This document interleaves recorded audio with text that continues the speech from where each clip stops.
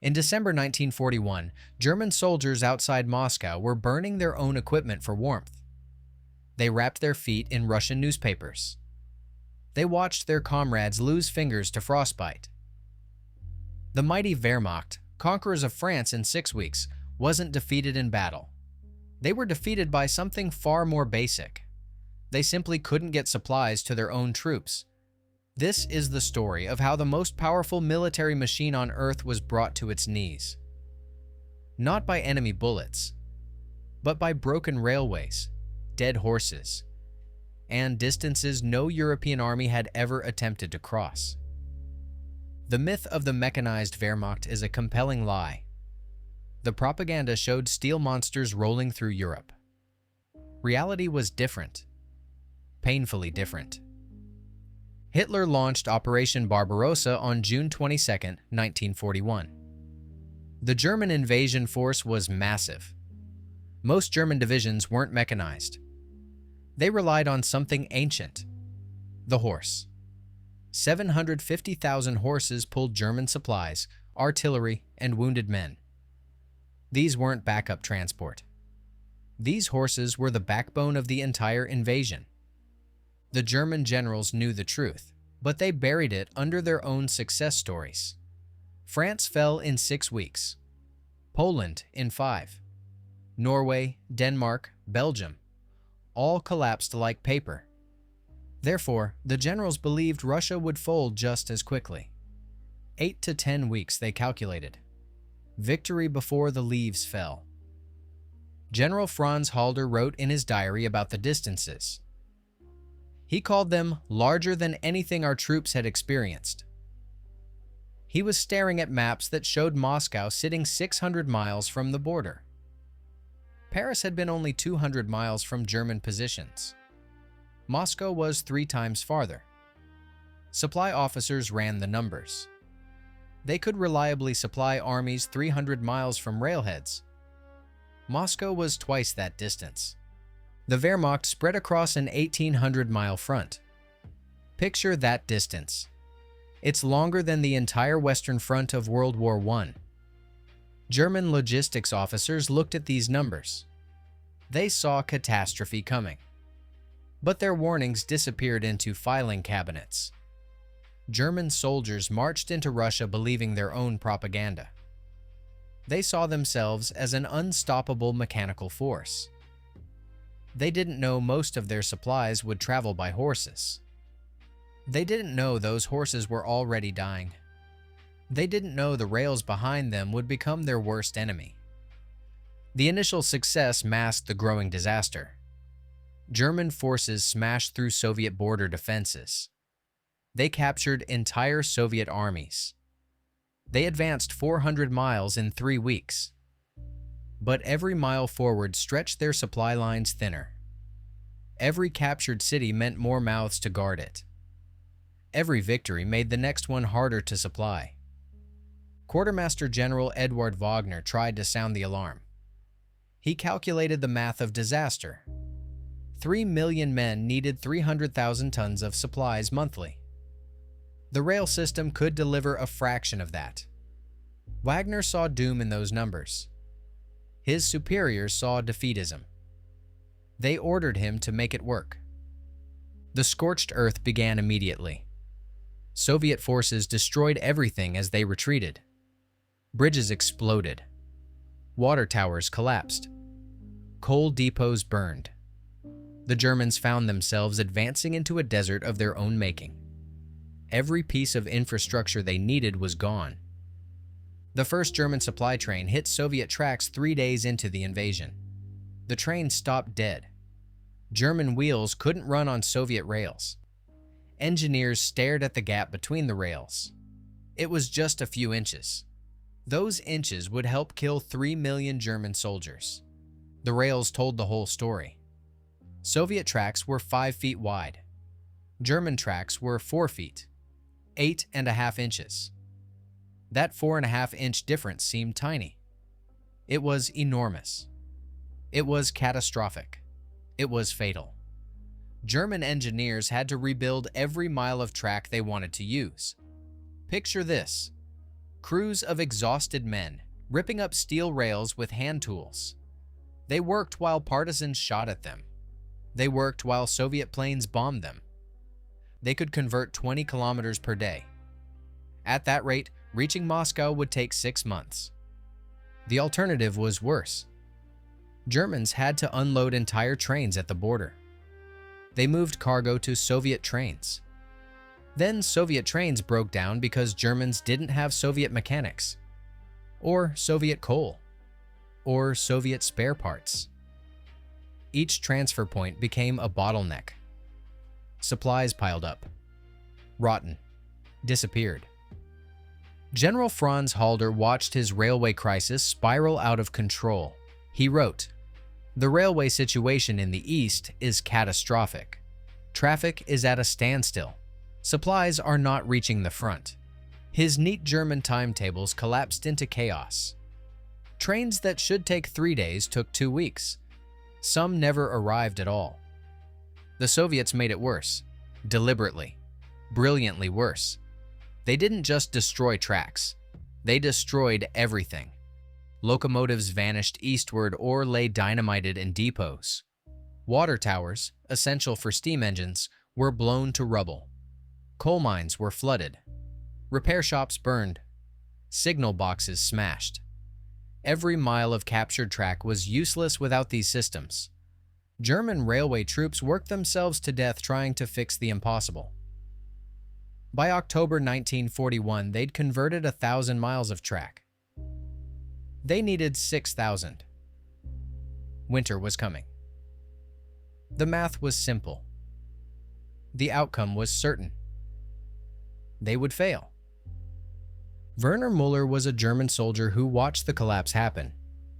He wrote home, "We were forced to use horses more as trains stopped coming.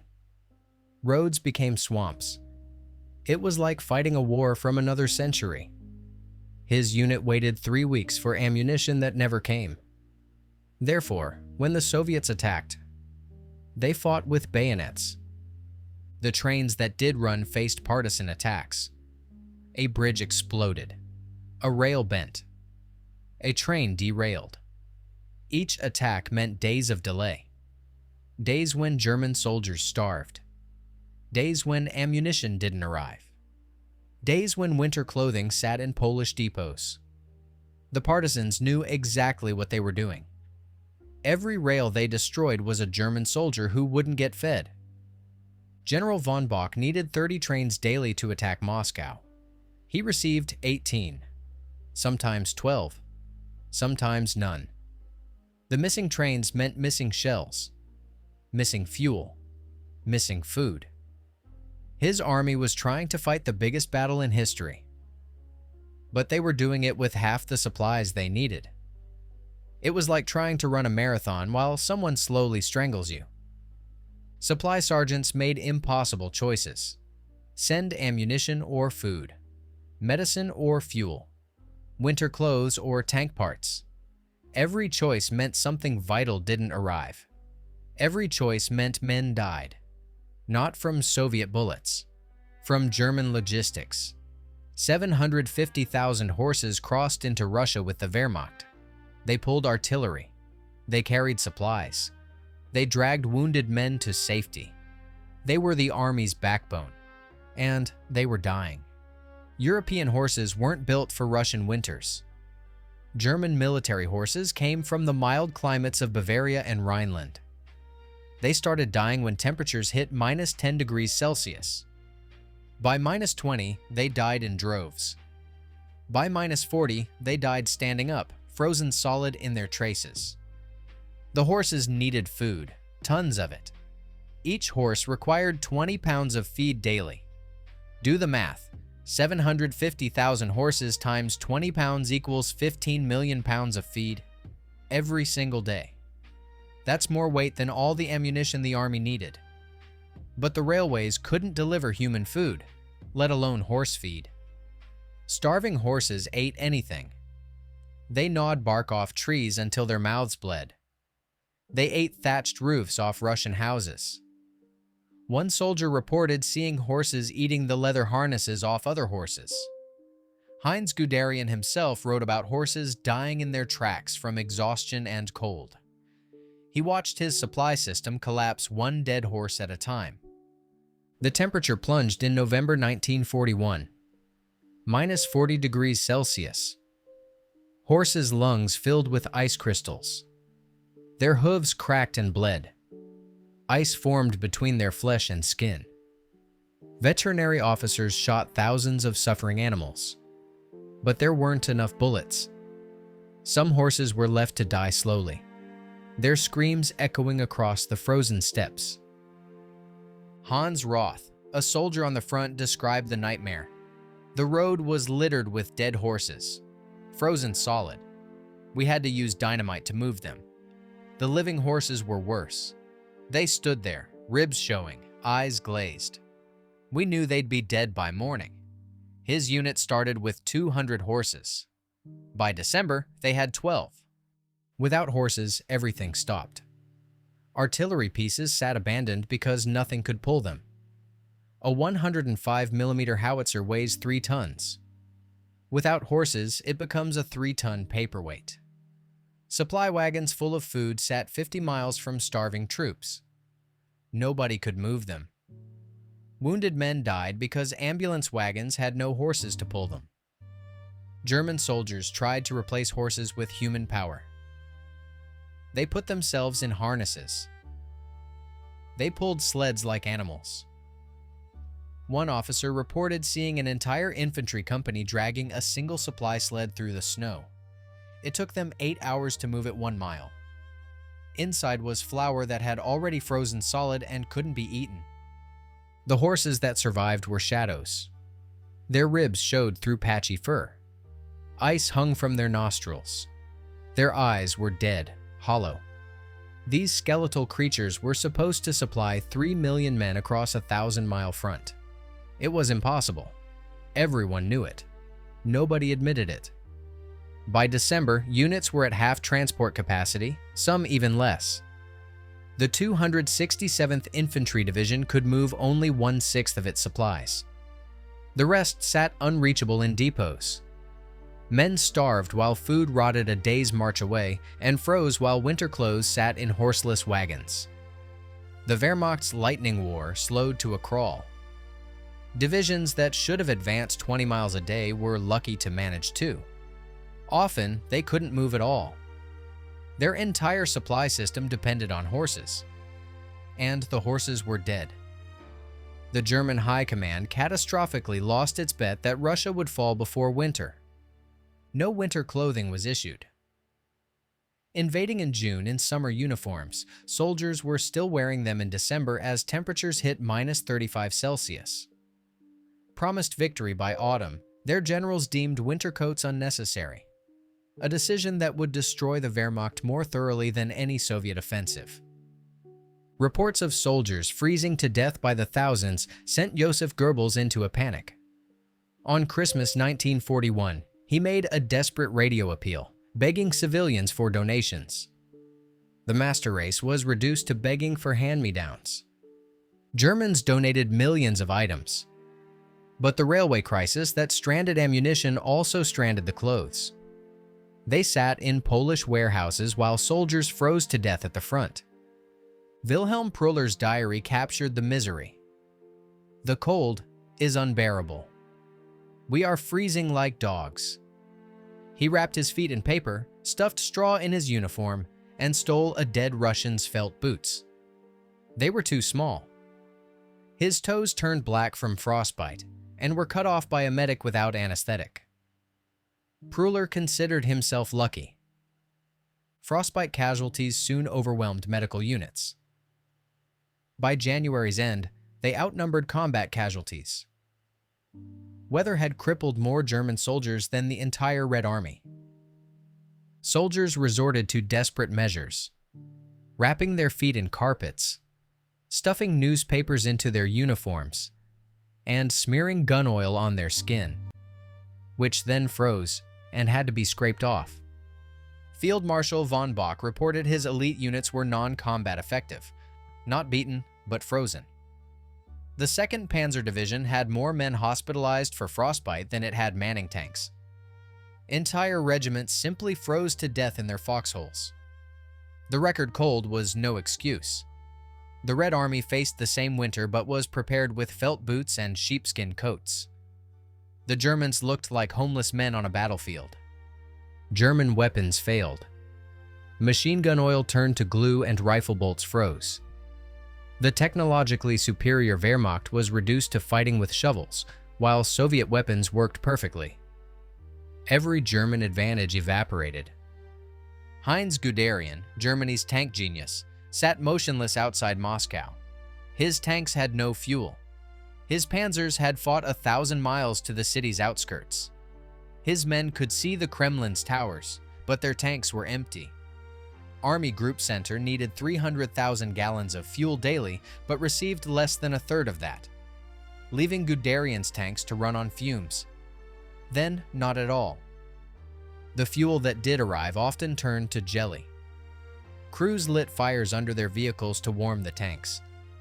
Sometimes, the tanks exploded. In his diary, Guderian wrote that the offensive could not be sustained. It wasn't a matter of will. It was a mathematical impossibility. Beyond fuel, everything was failing. Engines had to run every few hours or freeze solid, an impossible choice with dwindling fuel. Oil turned to sludge. Transmissions seized, and tracks froze to the ground. The metal so brittle it shattered like glass. With no spare parts, a broken pin meant an abandoned tank. Of Guderian's 1,000 tanks, fewer than 100 were operational by December. Victims of cold and distance, not combat. On December 5th, the Soviets counterattacked with fresh Siberian divisions. They hit Guderian's frozen forces, overrunning immobilized tanks with ski troops. The Master Race's steel monsters were defeated by men on skis. Crews abandoned hundreds of advanced tanks. Not damaged, just empty and frozen. German engineering excellence, captured intact, was soon turned against its creators. Guderian fled in a staff car, his life's work frozen behind him. He had been 18 miles from Moscow, a distance that might as well have been 18,000. His tanks couldn't cross it. They could only sit there, monuments to the greatest logistical failure in military history. The confident Wehrmacht of June 1941 was, 6 months later, frozen, starving, and paralyzed. Operation Barbarossa failed because of simple math. The impossibility of feeding 3 million men across distances their system couldn't handle. Every mile into Russia stretched supply lines thinner. The deeper they went, the less they had, until they had nothing. The Wehrmacht needed 6,000 miles of converted railway. They managed 1,000. They needed fuel for a 600-mile advance. They had fuel for 300. They needed winter clothes for 3 million men. They had none. These weren't mistakes. They were mathematical certainties. The cascade of failure was absolute. Wrong gauge tracks meant slow trains. Slow trains meant no horse feed. Starving horses meant abandoned artillery. Abandoned artillery meant unsupported infantry and tanks. Unsupported units meant easy targets and more losses, requiring more supplies that couldn't arrive. It was a closed loop of defeat. The Red Army didn't defeat the Wehrmacht at Moscow. Mathematics did. Distance did. Winter did. The Wehrmacht defeated itself, unable to move a can of fuel, a bag of oats, or a winter coat. The invasion of Russia wasn't lost at Stalingrad or Kursk. It was lost the moment the first German supply train hit Soviet rails and stopped, 3 days into the campaign. Everything after was just the playing out of logistical mathematics, cold equations that don't care about racial superiority or thousand-year Reichs. Hitler's Wehrmacht was mastered by railroad tracks a few inches too wide, by horses unaccustomed to the Russian winter, and by supply lines that couldn't span a continent. They were defeated by the boring, mundane, unforgiving math of logistics. In war, Bullets kill soldiers, but logistics kills armies. If you enjoyed this story, hit subscribe for more fascinating World War II historical deep dives every week. Thanks for watching.